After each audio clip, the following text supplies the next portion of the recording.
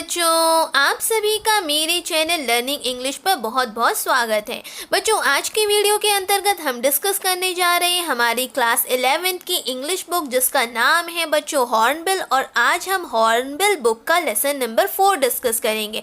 हमारी स्टोरी का नाम है बच्चों लैंडस्केप ऑफ द सोल और इसके जो राइटर है वो है नेटली ट्रूवरॉय। तो बच्चों, ये हमारी पूरी स्टोरी है जिसे हम आज के वीडियो के अंतर्गत डिस्कस करने जा रहे हैं। बच्चों, स्टोरी को स्टार्ट करने से पहले सबसे पहले हम डिस्कस करेंगे title.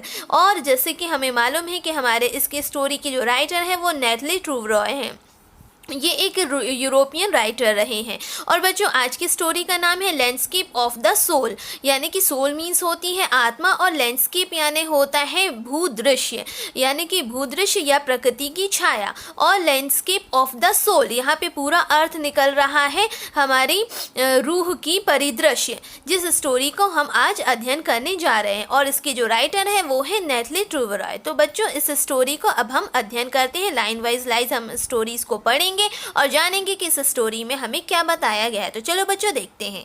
A wonderful old tale is told about the painter Wu Daozi, यानी कि एक पुरानी अद्भुत कथा है, एक अद्भुत कहानी है जो पेंटर यानी कि चित्रकार वू डॉजी के बारे में बताती है। Who lived in the 8th century, जो 8वीं शताब्दी में रहा करते थे।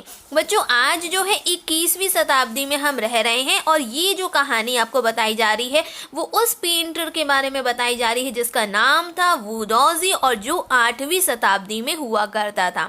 His last painting was a landscape, उनकी अंतिम जो चित्रकारी थी वो एक लैंडस्केप थी।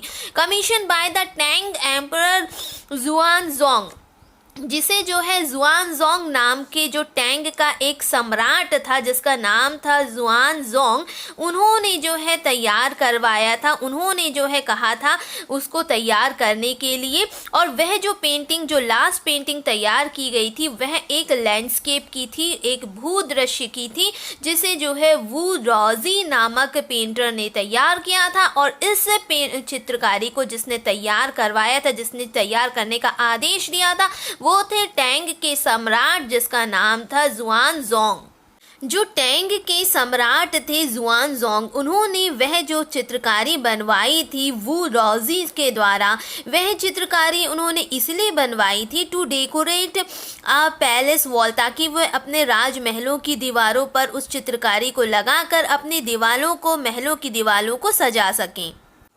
The master had hidden his work behind a screen, यानी कि मास्टर ने अपने कार्य को पर्दे के पीछे छिपा रखा था। So only the emperor would see it, जिससे केवल सम्राट ही उसके किए कार्यों को देख सकता था।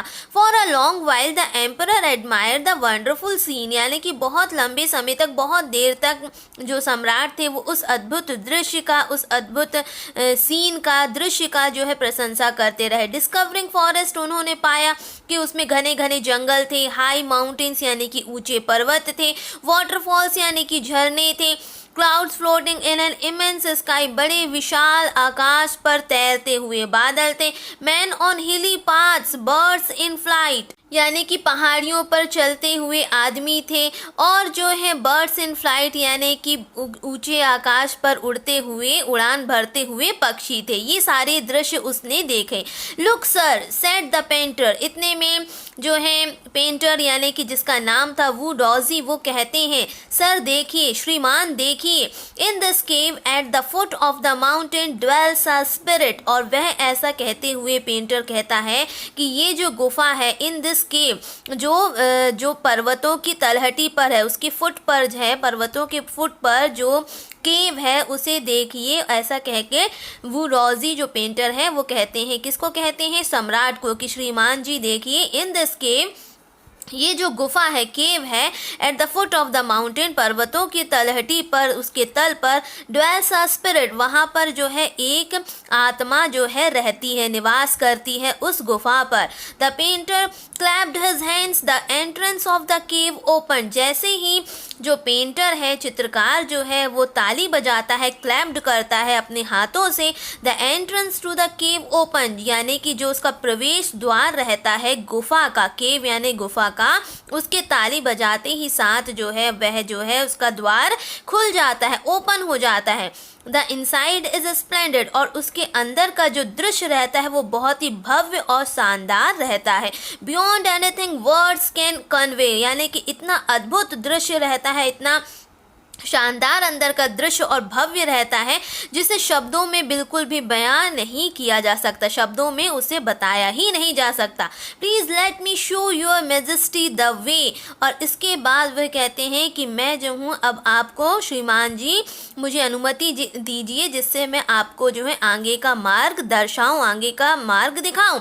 The painter enter the cave, यानी कि जो चित्रकार हैं वो प्रवेश करते हैं उसी गुफा पे, but the entrance close behind him, जैसे ही वो प्रवेश कर जाते हैं उनको प्रवेश करने के बाद ही पीछे से जो दरवाज़ा रहता है, जो प्रवेश द्वार रहता है वो क्लोज्ड हो जाता है, यानी कि बंद हो जाता है। And before the astonished emperor could move और अटर अ वर्ड, और इससे पहले कि आश्चर्य से जो सम्राट हैं वो कुछ हिल डुल पाते, कुछ शब्द बोल पाते, तो इतने में ही क्या होता है, the painting had vanished from the wall, यानी कि जो चित्रकारी रहती है वो दीवार से वैनिस्ड यानी कि लुप्त हो जाती है, गायब हो जाती है।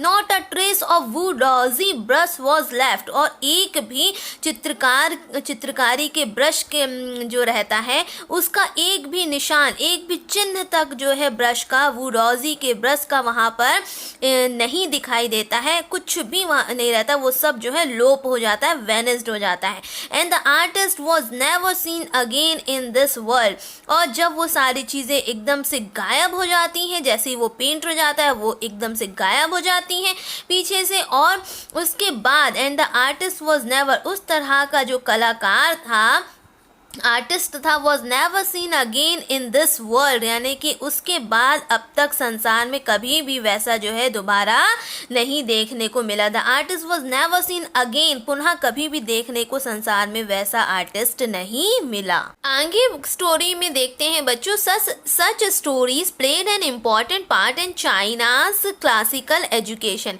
यानी कि इस तरह की कहानियाँ जो है महत्वपूर्ण भूमिका अदा करती हैं। कौन सी स्टोरी, कौन सी शिक्षा में, चाइना की क्लासिकल शिक्षा में इस तरह की कहानियाँ जो है महत्वपूर्ण रोल यानी कि महत्वपूर्ण पार्ट यानी कि हिस्सा अदा करती हैं। The book of Confucius and Zhuangzi are full of them, यानी कि कन्फ्यूशियस और जुहांगी नामक ये जो पुस्तकें हैं वह इन तरह की कहानियों से भरी पड़ी हैं। They help the master to guide his disciple in the right direction, यानी कि ये जो है मदद करती हैं मास्टर को कि वह अपने डिसिपल यानी कि अपने शिष्य को जो है एक सही दिशा में जो है गाइडलाइन दे सके। इस प्रकार से ये जो पुस्तकें हैं वो मदद करती हैं। Beyond the anecdote they are deeply revealing of the spirit in art was considered, यानी कि यहाँ पर हमें लेखक बताते हैं बियॉन्ड द एनेक्डोट यानी कि कथा के परे, they are deeply revealing of the spirit in which art was considered, यानी कि ये जो है ज़्यादा से ज़्यादा भावनाओं को प्रकट करती हैं जिसमें कला को माना जाता था। ये ऐसी भावनाओं को प्रस्तुत करती हैं, बहुत ही गहराई से ऐसी भावनाओं को प्रस्तुत करती हैं, डीपली जो है रिवीलिंग करती हैं, ऐसी भावनाओं को प्रकट करती हैं जिसमें ये माना जाता था, जिसमें कला को जो है ज़्यादा महत्व दी जाती थी, कला को ज़्यादा इम्पोर्टेंस दिया जाता था। In which art was consider, contrast this story, यानी कि इस स्टोरी के विरोधाभास में an another famous one about a painter, एक और कहानी है जो बड़ी ही प्रसिद्ध है, जो एक पेंटर के बारे में, who wouldn't draw the eye of a dragon he had painted for fear it would fly out of the painting, वह एक ऐसे कलाकार चित्रकार के बारे में है जिसने जो एक ड्रैगन का चित्र बनाया था, उसकी चित्रकारी करी थी, तो उसने इस डर से उस ड्रैगन की उस पेंटिंग पर उस ड्रैगन की आंखों को नहीं बनाया था कि यदि वह उसे बनाता तो शायद वह जो है पेंटिंग से कहीं उड़ ना जाता, वह ड्रैगन जो है कहीं पेंटिंग से उड़ ना जाता।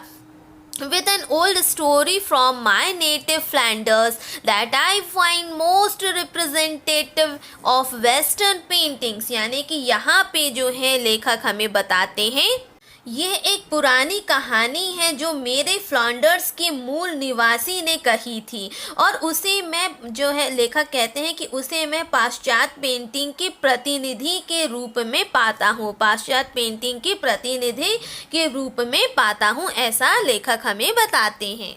In 15th century Antwerp, a master blacksmith called Quentin Metzges fell in love with a painter's daughter। यानी कि 15वीं शताब्दी में एंटवर्प एक मास्टर लोहार यानी कि एक मास्टर लोहार यानी कि जो लोहार का ब्लैक स्मिथ होते हैं कॉल जिसे जो है क्विंटन मेट्सेस नाम से जाना जाता था, पुकारा जाता था। तो वह क्विंटन मेट्सेस जो है एक पेंटर यानी कि एक चित्रकार की पुत्री के प्रेम जाल में फंस गया यानी कि उससे प्रेम करने लगा। The father would not accept a son in law in such a profession यानी कि जो पिता थे यानी कि जो पेंटर पिता थे उन्हें उसका ये प्रोफेशन, ये व्यवसाय, अपने जमाई का ये व्यवसाय वह स्वीकार नहीं कर रहे थे। The father would not accept a son in law in such a profession मतलब कि इस प्रोफेशन में, इस व्यवसाय में वो उसे स्वीकार नहीं कर पा रहे थे। So Quinton sneaked into the painter's studio and painted a fly on his latest panel। यानी कि तो जब उन्होंने स्वीकार नहीं किया उसके उस व्यवसाय को, क्विंटन मेट्सेस के ऐसे व्यवसाय को जब जमाई के रूप में उन्होंने जो है स्वीकार नहीं किया, सो क्विंटन स्नीक्ड यानी कि क्विंटन ने क्या किया, एक दिन चुपके से वह पेंटर के स्टूडियो में घुस गया और वहाँ पर घुसकर उसने जो है एक मक्खी को जो है उसको उसकी पेंटिंग करी। उसके कहाँ पे पेंटिंग करी? ऑन हिज लेटेस्ट पैनल यानी कि जो उसके अब तक का जो लेटेस्ट पैनल था उस पर जो है उसने एक मक्खी को बहुत ही विथ सच डेलिकेट रियलिज्म यानी कि बिल्कुल सूक्ष्म वास्तविकता से उस मक्खी को जो है उसके पैनल पर जो है उसको पेंट किया। That the master tried to sweat it away before he realised what had happened. यानी कि इतनी सूक्ष्म जो है वास्तविकता से उसको जो है पेंट किया गया उस मक्खी को कि जो मास्टर था उसने उसको बिना कुछ जाने उसको जो है झपट्टा मार के, try to sweat it away यानी कि झपट्टा मार के उसे जो है भगाने का प्रयास किया बिना वास्तविकता को जाने कि एक्चुअली में क्या हुआ है। Quentin was immediately admitted as an apprentice into his studio यानी कि क्विंटन को उस दिन के बाद से ही जो है तत्काल जो है एक जो है पेंटर के रूप में अपने स्टूडियो में उसे जो है स्वीकार किया गया, एक अप्रेंटिस के रूप में जो है उसे स्वीकार किया गया। He married his beloved and went on to become one of the most famous painters at his age यानी कि और उसने अपनी जो उसकी बिलव्ड थी उससे उसने विवाह किया and went on to become one of the most और सबसे प्रसिद्ध, अब तक का सबसे प्रसिद्ध चित्रकार जो है उस युग का माना जाता है, मतलब कि most famous painters of his age. These two stories illustrate what each form of arts is trying to achieve यानी कि ये जो कहानियाँ हैं वो इस बात को प्रदर्शित करती हैं, इस बात का जो है उदाहरण देती हैं, इलस्ट्रेट करती हैं what each form of art is trying to achieve यानी कि कला जो है किस प्रकार की उपलब्धि को प्राप्त करना चाहती है। A perfect illusionistic likeness in Europe, the essence of inner life and spirit in Asia। कला किस प्रकार की उपलब्धि को हासिल करना चाहती है? भ्रम में डालने वाली समानता यूरोप में और एशिया में आंतरिक जीवन व चेतना का मूल तत्व। किस प्रकार के इल्यूनिस्टिक लाइकनेस को जो है स्वीकार करना चाहती है हमारी कला, इस प्रकार का लेखक हमें बताते हैं। In the Chinese story, the emperor commissions a painting and appreciates its outer appearance। चीनी कहानी में सम्राट एक पेंटिंग का आदेश देता है और उसके बाहरी स्वरूप की प्रशंसा करता है, उसके आउटर अपीयरेंस बाहरी स्वरूप की प्रशंसा करता है। But the artist reveals to him the true meaning of his work. किंतु एक कलाकार उसे अपने कार्य का सच्चा अर्थ समझाता है, एक कलाकार जो है उसे अपने कार्य का एक सच्चा अर्थ समझाता है। द एम्परर में rule over the territory he has conquered। सम्राट अपने क्षेत्र में जिसे उसने जीता है, जिसे उसने प्राप्त किया है, उस पर शासन कर सकता है, परंतु एक कलाकार यानी कि एक आर्टिस्ट जो है वह अंदर का रास्ता जानता है। But only the artist knows the way within, यानी कि एक आर्टिस्ट जो है वह अंदर का रास्ता जानता है। Let me show the way the Dao, a word that means both the path or the method and the mysterious works of the universe। मुझे रास्ता बताने दो। दाओ यानी कि ये जो दाओ है वह एक शब्द का अर्थ है दोनों रास्ते और तरीके, यानी कि दोनों रास्ते और तरीके। दाओ के एक शब्द का अर्थ है दोनों रास्ते या तरीके, और दूसरा जो है विश्व के रहस्यमय कार्यों का, the mysterious works of the universe. The painting is gone, but the artist has reached his goal beyond any material appearance। यानी कि यहाँ पे लेखक बताते हैं कि पेंटिंग जा चुकी है, किंतु कलाकार यानी कि जो भी आर्टिस्ट है, किंतु कलाकार अपनी मंजिल यानी कि जो भी उनका लक्ष्य है, जो भी उनका गोल है, किसी भी तरह के पदार्थ के प्रकटीकरण के उस पार तक पहुँच गया है। यानी कि जो आर्टिस्ट है हैज़ रीच्ड हिज गोल, वह अपने लक्ष्य तक पहुंच चुका है जो बियॉन्ड एनी मटेरियल अपीयरेंस है, यानी कि किसी भी पदार्थ के प्रकटीकरण के उस पार तक जो है उनकी कला जो है पहुंच चुकी है, ऐसा लेखक बताते हैं। A classical Chinese landscape is not meant to reproduce an actual view as would a western figurative painting। यानी कि एक क्लासिकल चीनी भूक्षेत्र एक वास्तविक दृश्य को पुनः प्रस्तुत करने के लिए नहीं है, जैसे कि जो पश्चिमी यानी कि जैसे कि वेस्टर्न फिगरेटिव पेंटिंग है, यानी कि जैसे कि जो पश्चिमी पेंटिंग है वैसे। उसके बाद whereas the European painter wants you to borrow his eyes and look at the particular landscape exactly as he saw it from a specific angle। यानी कि जबकि यूरोपीय पेंटर ये चाहता है कि तुम उसकी आंखों को उधार ले लो और एक खास भू क्षेत्र उसी तरह देखो जैसे कि उसने देखा है, एक यानी कि खास दृष्टिकोण से देखो, एक स्पेसिफिक एंगल से देखो। The Chinese painter does not choose a single view points, यानी कि जो चीनी पेंटर एक अकेला दृष्टिकोण नहीं चुनता है। कोई भी जो चीनी पेंटर होगा, Chinese painter does not choose a single view point. His landscape is not a real one and you can enter it from any point। यानी कि उसका भूक्षेत्र वास्तविक नहीं है और आप जो है उसमें किसी भी पॉइंट से प्रवेश कर सकते हो, किसी भी पॉइंट से प्रवेश कर सकते हो, any points, and then travel in it, और उसके बाद जो है तुम उसमें यात्रा कर सकते हो। The artist creates a path for your eyes to travel up and down. यानी कि कलाकार तुम्हारी आंखों के लिए एक रास्ता तैयार करता है, एक इस प्रकार का पाथ तैयार करता है ताकि तुम ऊपर नीचे यात्रा कर सको, ताकि जो तुम है ट्रैवल कर सको ऊपर नीचे, यानी कि अप एंड डाउन तरीके से जो है यात्रा कर सको। देन बैक अगेन, और उसके बाद फिर तुम आराम से वापस आ सकते हो, उसके बाद यात्रा करके तुम वापस भी आ सकते हो। In a leisurely movement, this is even more true in the case of the horizontal scroll, in which the action of slowly opening one section of the painting, then rolling it up to move on to the other।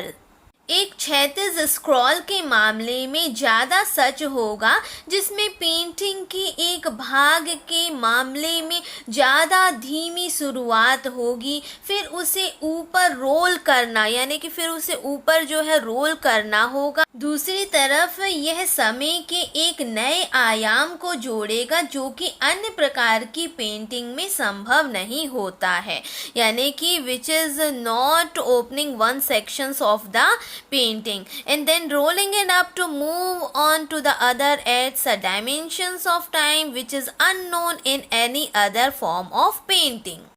It also requires the active participation of the viewer who decides at what pace he will travel through the painting. यानी कि इसमें दर्शक की सक्रिय भागीदारी की आवश्यकता होगी, एक एक्टिव पार्टिसिपेशन होगा जो यह निश्चय करता है कि वह पेंटिंग द्वारा एक यात्रा पर होगा, यानी कि ये जो पेंटिंग होगी वह एक यात्रा पर होगी। और इसके हिसाब से जो है आ participation which is physical as well as mental, यानी कि एक यात्रा पर होगी और उनका जो पार्टिसिपेशन है वो जो भौतिक भी है और मानसिक भी, यानी कि एक फिजिकल भी है प्लस मेंटल यानी कि मानसिक भी। The Chinese painter does not want you to borrow his eyes, he wants you to enter his mind. The landscape is an inner one, a spiritual and conceptual space, यानी कि यहाँ पर लेखक हमें बताते हैं कि जो चीनी पेंटर है वह उसकी आँखों को आपको उधार नहीं देना चाहता, वह नहीं चाहता कि आप उसकी आँखों को उधार लें, वह चाहता है कि आप उसके मस्तिष्क के में प्रविष्ट हो, यानी कि उसके मस्तिष्क के भाव को समझें, किस भाव से उसने उस पिक्चर को तैयार किया है उसे समझें, उसको जो है हिट करें, उसको जानें। और भू क्षेत्र एक आंतरिक, आध्यात्मिक और वैचारिक स्थान है। और वे ये भी बताते हैं कि जो भू क्षेत्र है, landscape is an inner one, यानी कि एक आंतरिक स्पिरिचुअल यानी आध्यात्मिक और वैचारिक स्थान है, यानी कि कॉन्सेप्चुअल स्पेस है, वह ऐसा प्रस्तुत करता है। Concept is expressed as sensui, literally mountain water which used together represent the word landscape, यानी कि यहाँ लेखक हमें बताते हैं कि ये धारणा सेंसुई के नाम से व्यक्त की जाती है। और यानी कि शब्दशः कहने का मतलब है वर्डली यदि देखा जाए तो जो पर्वतीय जल है यानी कि mountain water which use together represent the word landscape, यानी कि जो साथ शब्द भूक्षेत्र शब्द का प्रतिनिधित्व करता है, उसको रिप्रेजेंट करता है। किसको रिप्रेजेंट करता है? द वर्ड लैंडस्केप, यानी कि भूक्षेत्र शब्द को जो है रिप्रेजेंट करता है माउंटेन वाटर, यानी कि mountain water which use together, यानी कि जिसे इस तरह से प्रयोग किया जाता है जो ऐसा रिप्रेजेंट करता है, ऐसा प्रतिनिधित्व करता है किसका? लैंडस्केप यानी कि भूक्षेत्र का। More than two elements of an image, these represent two complementary poles reflecting the diverse view of the universe। एक दो तत्वों की जो छवि है यानी कि जो एक दो एलिमेंट्स की जो इमेज है वे दो समयक यानी कि समान ध्रुवों का प्रतिनिधित्व यानी कि उसको रिप्रेजेंट करता है। विश्व का जो डॉइज्ड का प्रतिनिधित्व करता है यानी कि पूरे reflecting the Daoist view of the universe, पूरे विश्व के डॉइज्ड व्यू को, उसके परिदृश्य को जो है, व्यू को जो है, दृश्य को जो है उसका प्रतिनिधित्व करता है। The mountain is yang reaching vertically towards heaven, जो माउंटेन है वो यांग है यानी कि पर्वत यांग है जो एक हेवन यानी कि स्वर्ग की ओर सीधा बिल्कुल मगन है, बिल्कुल स्थिर है। Reaching vertically towards the haven, stable warm and dry in the sun while the water is yin, horizontal and resting on the earth, fluid, moist and cool। सूर्य जो है बिल्कुल सूखा है जबकि यहाँ पे पानी जो है वो यिन है, पानी जो है वाटर जो है वो यिन है। हॉरिजेंटल यानी कि क्षैतिज, और जो हमारे and resting on the earth, जो धरती है, धरती पर स्थित। द्रव, नम, द्रव यानी कि यहाँ पे बोला गया है फ्लूइड, और मॉइस्ट यानी कि नम, और ठंडा यानी कि कूल है। The earth fluid, moist and cool. The interaction of yin, the receptive feminine aspect of universal energy, and its counterpart yang, active and masculine, is of course a fundamental notions of the Taoism। यिन की पारस्परिक क्रिया और ग्रहणशील विश्व ऊर्जा का श्रेय पहलू और उसकी प्राकृतिक पूरक यांग, सक्रिय और पुरुषात्व वास्तव में आधारभूत डॉइज्म की धारणा के समान है।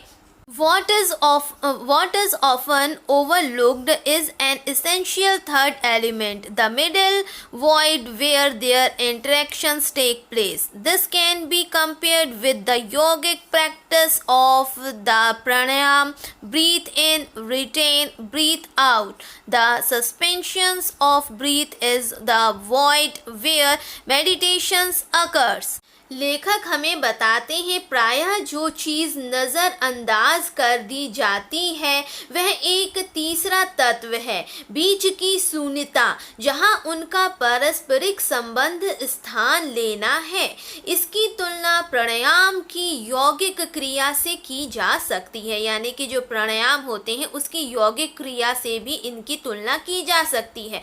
श्वास अंदर लेना यानी कि ब्रीथ इन करना, उसको रोकना, उसको रिटेन करना व बाहर निकालना यानी कि उसे बाहर करना। श्वास का स्थिर रखना वह शून्य है जहाँ ध्यान आता है, जहाँ पर हमारा मेडिटेशन जो है आता है, ऐसा लेखक हमें बताते हैं। The middle void is essential. Nothing can happen without it. Hence, the importance of the white unpainted space in Chinese landscape. मध्य का शून्य अति आवश्यक है, यानी कि जो मध्य का जो मिडिल वॉइड है वो ज़्यादा इसेंशियल है, वो ज़्यादा जो है आवश्यक है, उसके बिना कुछ भी नहीं हो सकता, क्योंकि nothing can happen without it, उसके बिना कुछ भी नहीं हो सकता है। और इसीलिए जो श्वेत का महत्व है, यानी कि जो श्वेत यानी कि जो वाइट चीज़ है उसका जो महत्व है, चीनी भू क्षेत्र की पेंटिंग में पेंट नहीं किया गया भाग है, यानी कि जो चीनी पेंटिंग है उसमें जो अनपेंटेड स्पेस है यानी कि जो पेंट किया हुआ नहीं है वह भाग है। This is also where man finds a fundamental role. In that space between heaven and earth, he becomes the conduit of communication between both poles of the universe.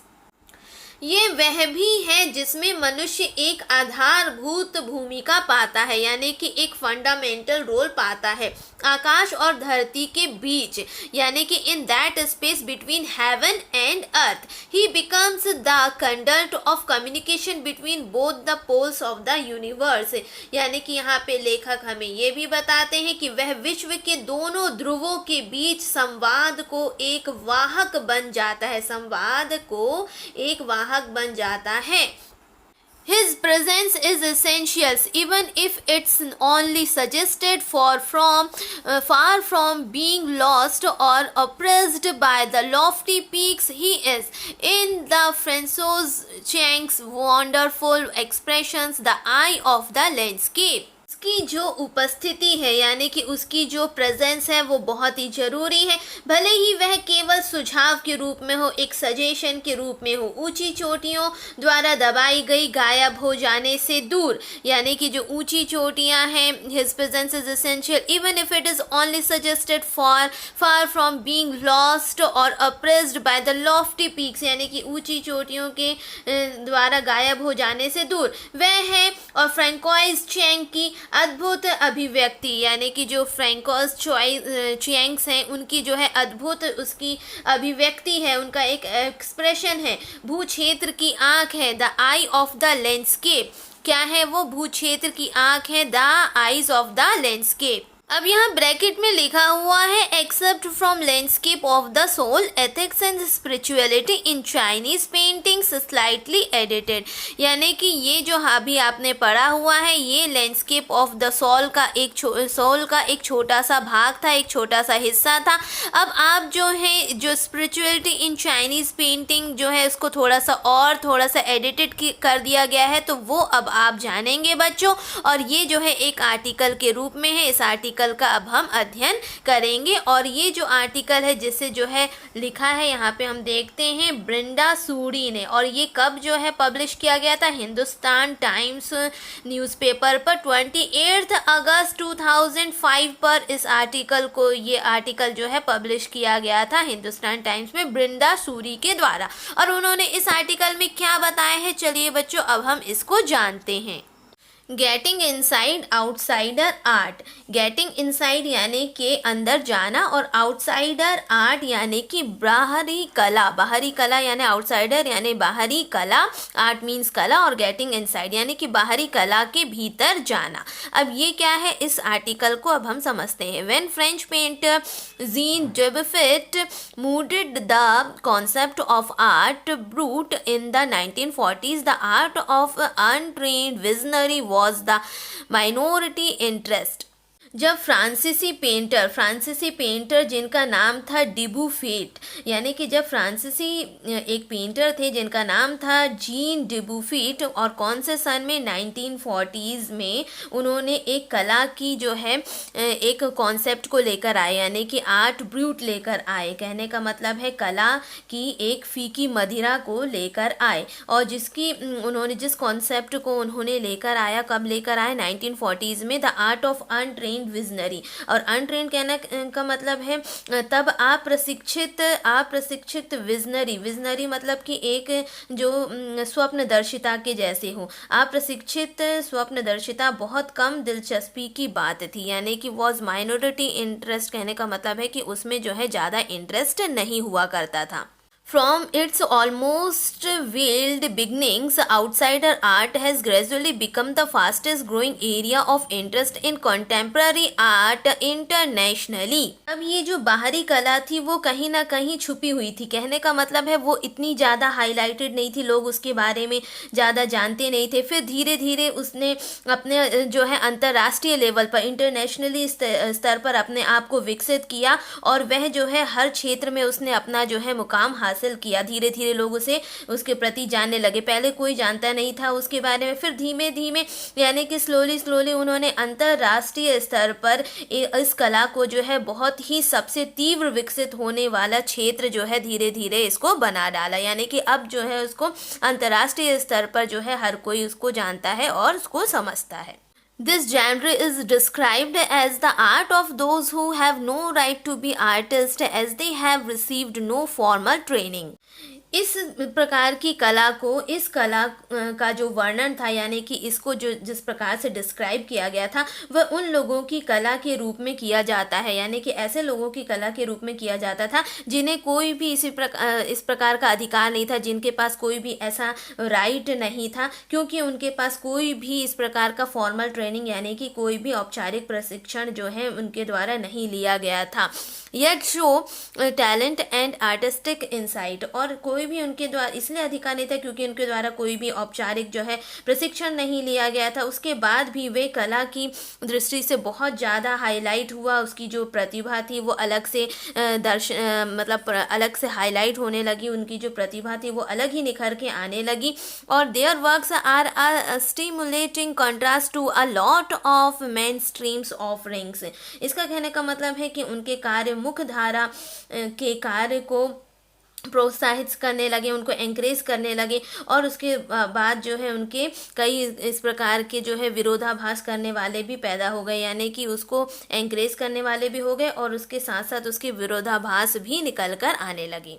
Around the time Debuffet was propounding his concept in India, an untutored genius was creating paradise. Years ago, the little patch of jungle that he began clearing to make himself a garden sculpted with stone and recycled material is known to the world today as the Rock of Garden at Chandigarh। उस समय जब डेबुफेट अपनी धारणा को प्रतिपादित कर रहा था, भारत में, अपने इंडिया में एक बिना पढ़े प्रतिभाशाली एक स्वर्ग बना रहे थे। वर्षों पहले जंगल का छोटा सा एक भाग जिसे उसने साफ किया और एक बगीचा पत्थर तराश कर और रिसाइकल पदार्थों से बनाया, यानी कि रिसाइकल वाले मटेरियल से उसको तैयार किया गया, जंगलों को साफ किया गया, बगीचे को साफ किया गया। आज विश्व में चंडीगढ़ में रॉक गार्डन के नाम से जो है बहुत ज़्यादा फेमस हो चुका है, रॉक गार्डन के नाम से जो है प्रख्यात है। Its 80 years old creator director Nick Chand is now hailed as India's biggest contributor to outsider art. The 15th issues spring 2005 of Raw Visions, a UK-based magazine's pioneer is outsider art publications, features Nick Chand and his rock garden sculpture Woman by the Waterfall on its anniversary's issues cover.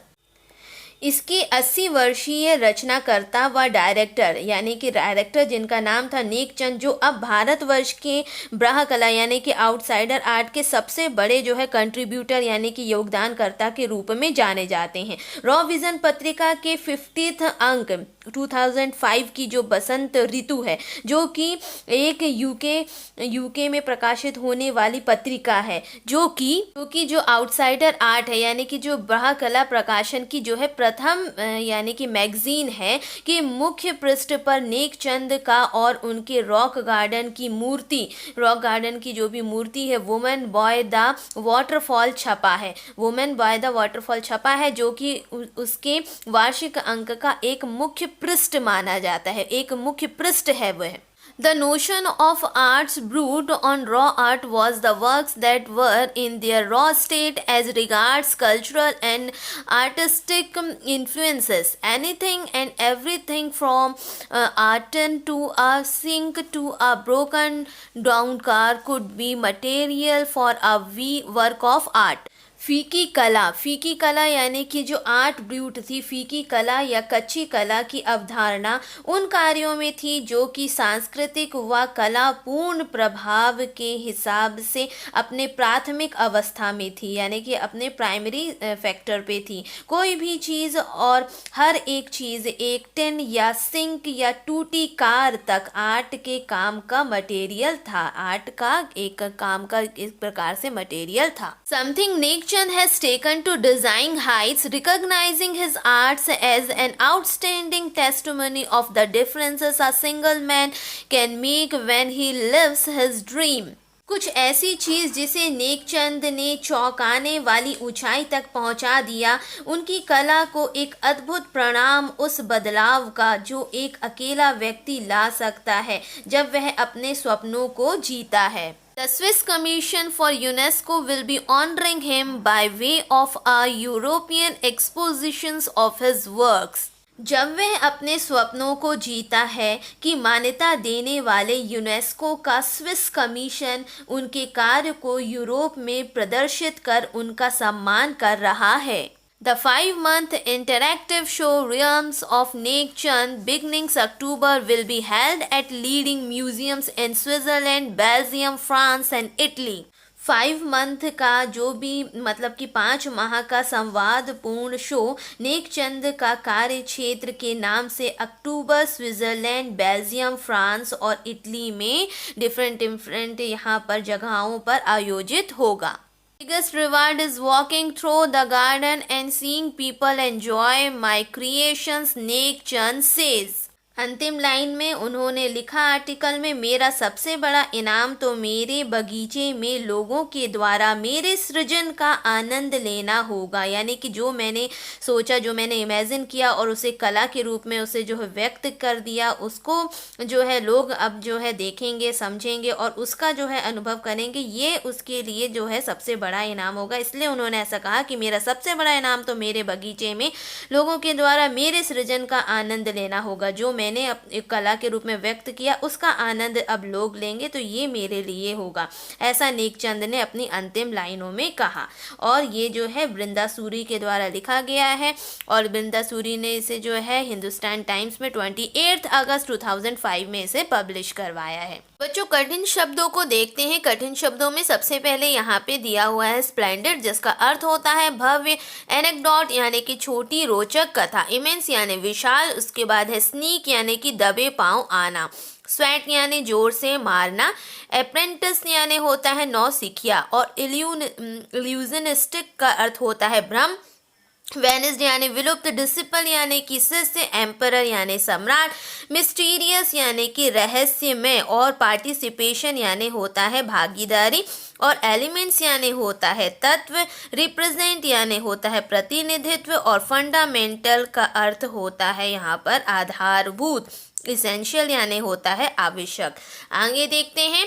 Concept यानी होता है धारणा, प्रोपाउंडिंग यानी होता है प्रतिपादित करना, conduct यानी होता है नाली, इन्फ्लुएंस प्रभाव, इंटरैक्टिव संवादपूर्ण, नोशन अवधारणा, ऑनरिंग यानी सम्मान, हेवन स्वर्ग, लॉफ्टी पीक्स यानी कि ऊंची चोटियाँ। तो बच्चों ये सारे इसके कठिन शब्द थे जो हमने इस स्टोरी में लैंडस्केप ऑफ द सोल में पाए। तो ये सारे शब्द आपको बच्चों ध्यान में रखने, ताकि आप जब भी पाठ का अध्ययन करें तो आपको जो है ये आपको बहुत ही सरलता से समझ में आए और आप अर्थों को समझ पाएँ। तो बच्चों इस वीडियो में इतना ही। नेक्स्ट वीडियो में हम इसके क्वेश्चन आंसर्स पर भी चर्चा करेंगे। तब तक के लिए थैंक यू।